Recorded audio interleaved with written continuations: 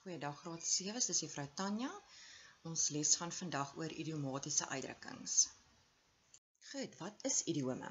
Dit is uitdrukkings wat gebruik word om iets op 'n meer treffender wyse te sê en idiome verleen kleur aan ons taal.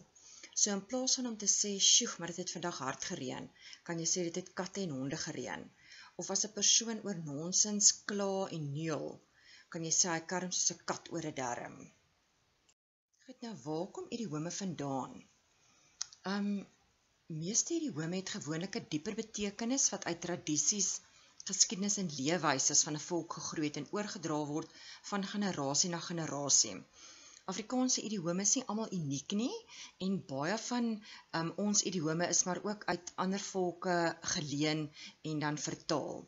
Kom ons kyk na 3 voorbeelde. Die eerste een is dit reën katte en honde is 'n idioom en dit beteken daar val swaar reën. Of dit reën verskriklik baie hard. Nou in Noorwe het in die ou dae die mense geglo dat die katte en honde se gedrag die weer voorspel. So as 'n kat met sy rug na die vuur toe gesit het, dan sou daar 'n storm aan die kom wees en as die kat sy gesig was, sou daar groot reën gekom het. En daai selfde talente is dan ook aan honde toegeskryf. Goed, die tweede idioom is 'n padda in die keel hê. Dis om 'n krapperigheid of heesheid in die keel te hê.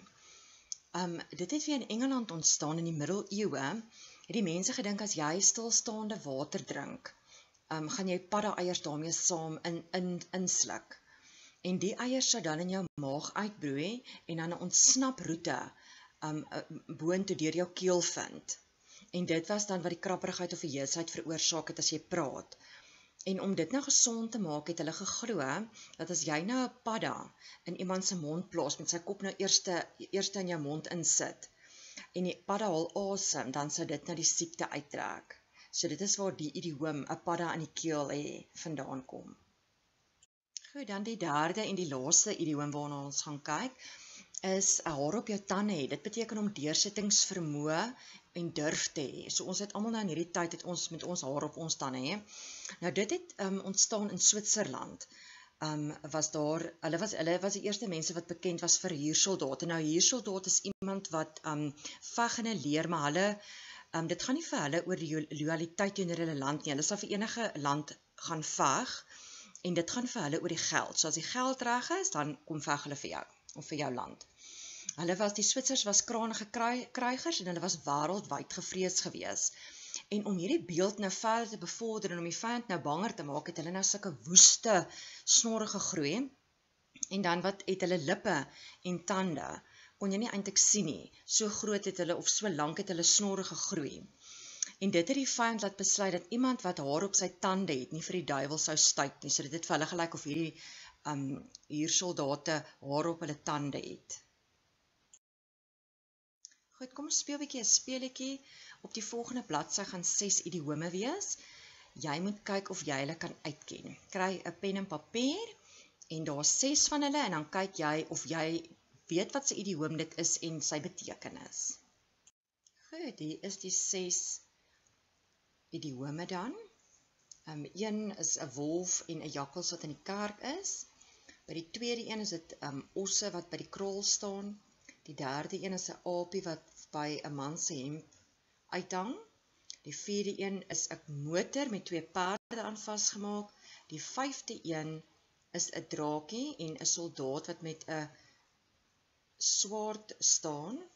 En by nommer 6 is dit 'n man wat op 'n wa sit. Kyk of jy kan uitwerk watter idioom is dit en dan ook sy betekenis. Mooi. Ek glo julle het almal gekry. Nommer 1 is jakkals trou met wolf se vrou. Die son skyn terwyl dit reën. Die tweede een is agter ons kom ook in die kraal.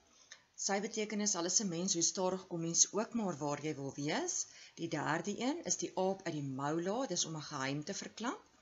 Die vierde een is die kar voor die perde inspan, dis agterste voor te werk gaan. Nommer 5 is die draak steek met iemand, dis om gek te skeer met iemand. En jou laaste een, en nommer 6, is voor op die wa wees, dis om as strand te wees. Goed, graad 7, dis nou die einde van jou les oor idiome. Hierdie is jou werkkaart. Jy gaan vir my kolom B by kolom A pas. as jy sê blaffende honde byt nie en jy dink dit is sommer F, dan gaan jy sê 1 is F. Jy hoef nie alles oor te skryf nie.